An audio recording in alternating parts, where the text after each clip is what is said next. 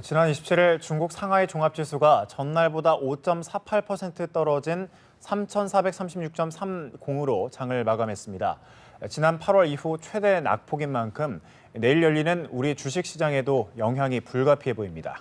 최요한 경제평론가와 함께 이 내용 포함한 한 주간 경제 이슈 살펴보겠습니다. 안녕하십니까? 네, 안녕하십니까. 네.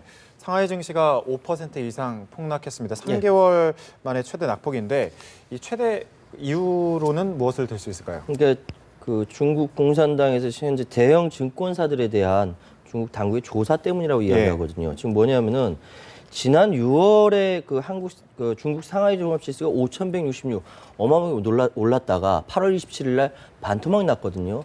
그러니까 중국 당국이 그때 굉장히 당황스러워하면서 거의 6천억 위안, 우리 돈으로 109조 원 투입을 했고요. 실제 그걸로도 부족해서 향후에 그 2,500억 위안, 우리 돈으로 45조 6천억 원을 투입하겠다라고 하면서 그때 대형 증권사들에게 당국이 사달라고 요청한 주식 매수 정보를 주었습니다. 근데 이 증권사에서 그거를 이제 말대로 해서 주식을 산 게 아니라 그 신효가 더해서 공매도로 자신들 증권사 수익 쌓기에 굉장히 골몰을 했죠. 이것이 나중에 쉽게 얘기해서 안정기금을 총알바지로 자기들의 이익을 취했기 때문에 조사에 들어갔습니다. 그러니까 조사에 들어가면서 현재 대형 증권사가 조사에 들어갔다는 소식에 증권가가 얼어붙으면서 확 5% 이상 폭락하게 된 것이죠. 그러니까 당국이 경기 부양을 위해서 돈을 쏟아냈는데 그 돈을 결국 자신들의 이익을 위해서 썼다 이런 말씀이신가요? 예, 그렇습니다. 일각에서는 또 당국이 그 증시 폭락에 대한 책임을 증권사들에게 좀 전가하려는 거 아니냐 이런 지적도 나오는데요. 사실 그런 것도 없지는 않습니다. 왜냐하면은 지금 워낙 자체는 중국의 경기 둔화로 인해서 경기가 이제 어려운 상황인데 거기서 계속적으로 나타나는 주식 불안한 상황을 지켜준다 이 약속 못 지킨 게 굉장히 많거든요. 근데 이런 부분을 실제로 증권사가 이만큼 잘못한 거 이만큼 풀려서 신고일 수도 있고 실제로 안에서 부패한 거일 수도 있고 그러니까 전반적으로 어울려져서 진행되는 것이다라고 말씀드릴 수 있습니다. 그 지금 대형 증권사라고만 알려져 있는데 네. 구체적으로 어떤 곳들인지 좀 설명해 주시죠. 지금 그 23개 상장 증권사 가운데요. 그 조사에 직간접적으로 연루된 증권사는 중신증권, 거신증권 가장 큰 두 개의 증권사 있습니다. 이 두 개의 증권 외에도 하이퉁, 고타이주난, 광파, 화타이, 팡정 그래서 모두 7개사 그러니까 중국에서 그래 내로라 하는 그런 거대 증권사라고 할 수 있고요. 이 증권사들이 8월부터 증권사 장외 파생 상품에 대해서 부정이 있다라고 해서 지금 현미경처럼 쳐다보고 있는 것이고 그러다 보니까 이 계속적으로 이 투기 행태에 대한 금융 당국의 조사 때문에 투자자들이 겁을 먹고 그걸 다 빼버린 것이죠. 이런 상황이라고 생각하시면 됩니다. 네, 증시가 어떻게 회복세를 보이는 도중에 또다시 이제 급락한 거라서 근데 중국 경제 전체에 문제가 있어서 한 게 아니기 때문에 조만간 뭐 좀 회복될 것이다 이런 전망도 있더라고요. 그렇습니다. 그러니까 중국 경제 여건을 감안했을 때 현재의 그 상하이 주가 지수는 3,500에서 4,000 정도가 딱 알맞다. 그 적정선이라고 얘기하고 있거든요. 그래서 이번에 그 이상은 거품인데 그 이상의 주가 폭락 사태는 크게 우려할 것이 아니다라고 얘기 나오고요. 오히려 역으로 어떤 얘기냐면 증시의 검은 세력을 제거함으로써 중국의 금융시장도 글로벌 스탠드화 하려는 금융개혁의 한 촉매제가 될 수도 있다라는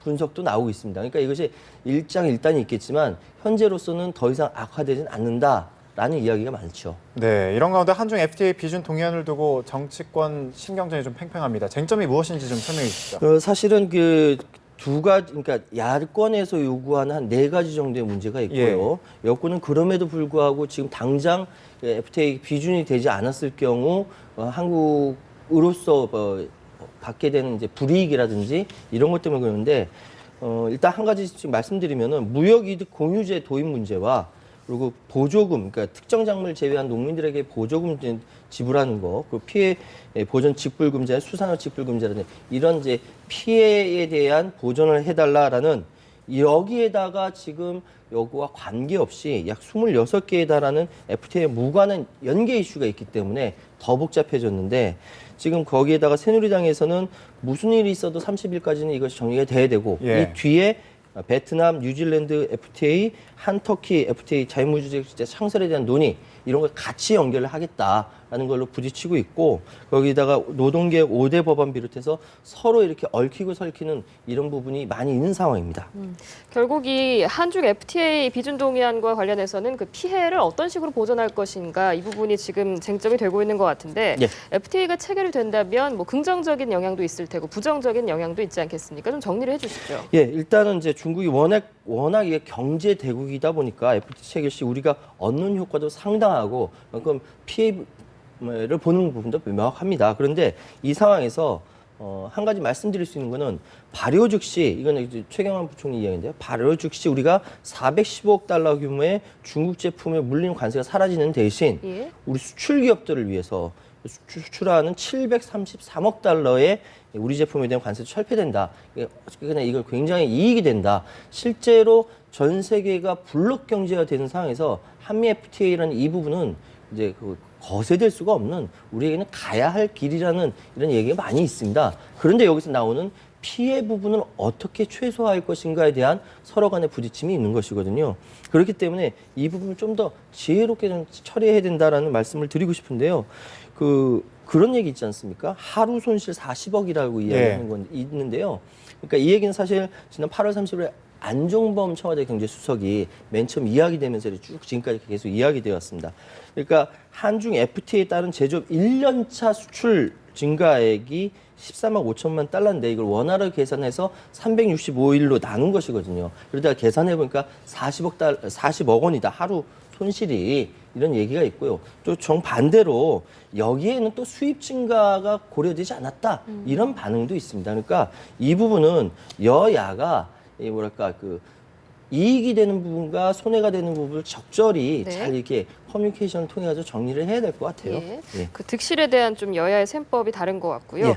박근혜 대통령이 이제 파리 유엔 기후변화 총회에 참석하게 되는데 이 자리에서 이제 시진핑 주석을 만나지 않겠습니까? 예, 그렇습니다. FTA에 대한 이야기가 나올 수도 있을까요? 나올 수밖에 없겠죠. 예. 왜냐하면은 이미 이제 지난 6월 1일 날 서명까지 하고 들어갔는데 중국은 공산당이기 때문에 의회에서 비준을 안 하고 이런 건 생각도 못 하거든요. 예. 근데 당연히 제가 그리고 또 중국 상무부의 홈페이지를 한번 들어가 보니까 FTA 50문 50답 형식으로 나와 있어요, 지금. 예. 거기 나와 있어요. 실제로 나와 있는데 전적으로 중국에서는 양국 간에 다 이익이 되는 상황이다라고 표현을 해놨거든요. 그러니까 동아시아 경제통합 가속화라든지 서비스업 발전이라든지 이것이 중국과 한국은 다 이익이 된다라고 표현해 놓은 상태에서 기대를 하고 있겠죠. 근데 파리에서 박 대통령과 시진핑 주석이 만났는데 그러면 당연히 사람이 물어볼 수 있는 것이고 그럼 거기에서 할 말이 없을 수가 있죠. 그러니까 새누리당에서 30일은 무조건 처리하겠다는 예. 이야기도 그 배경이고 예. 그래서 이 부분은 공식적인 입장 표명이 아직까지 중국이 없기 때문에 거기까지 가봐야 알 수가 있다라고 말씀드리겠습니다. 네.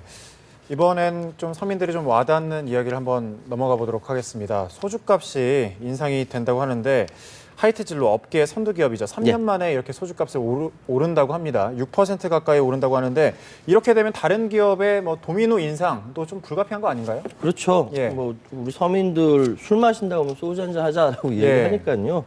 이게 정확히 말씀드리면 5.62%예요. 근데 이게 이야기는 원가 상승 압박이라고 때문이라고 얘기합니다.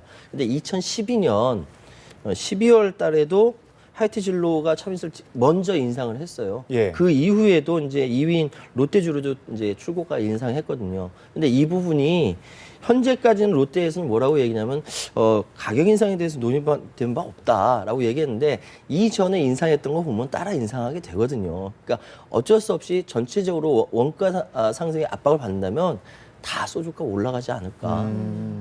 그렇습니다. 예. 이렇게 되면은 실제 술 소비량에는 어떤 영향을 끼치게 될지 궁금한데요. 그게 작년 9월 9일에요. 업계와 이제 통계청에 따르면 담배 같은 경우는요. 담배세 인상했을 때 흡연율이 떨어지긴 합니다. 떨어지는데 그것이 지속성을 얻지는 못하거든요. 내지 그러니까 3에서 5% 정도 감소된다고 하거든요. 근데 술 같은 경우는 그 WHO 2014년 세계 음주 현황을 보면 우리나라는 알코올 부분에서는 세계 15위로 술을 많이 마신대요. 예, 전체 나라에서. 예. 근데 소주 가격이 인상이 됐을 때 이게 일반 마트라든지 이런 데서는 가격이 인상된 걸 사는데 음식점에서는 그걸 충격을 완화시키면서 인상을 안 시키는 경우가 있거든요. 이게 충격이 완화되는 작용이 있기 때문에 예. 이 부분에 대해서는 판매율에 크게 영향을 끼치지 못한다라는 이야기가 있습니다. 예를 들어서 담배는 2,500원, 4,500원, 2,000원 오를 수 있는데 술은 그렇게 안 올라가거든요. 올라가봤자 200원, 300원 이렇게 올라가기 때문에 요 완충지대에 있어서는 판매율에 있어서 큰 차이가 없다. 두 번째로는요, 점점 알코올 도수가 낮춰지면서 독한 술을 못 마시는 사람들에 예. 대해서 많이 마실 수 있는 환경이 만들어졌어요. 여성들이 알코올 도수가 낮은 거 많이 마실 수 있거든요. 그런 환경이 만들어졌기 때문에 이 부분이 가격이 인상된다 하더라도 서민 경제에는 주름이 좀 가겠죠. 가긴 가겠지만은 판매량에 큰 영향을 미치지 않을 것이다 이렇게 보입니다. 네, 지금까지 최요한 경제평론가와 함께 이야기 나눠봤습니다. 오늘 말씀 고맙습니다. 예, 감사합니다.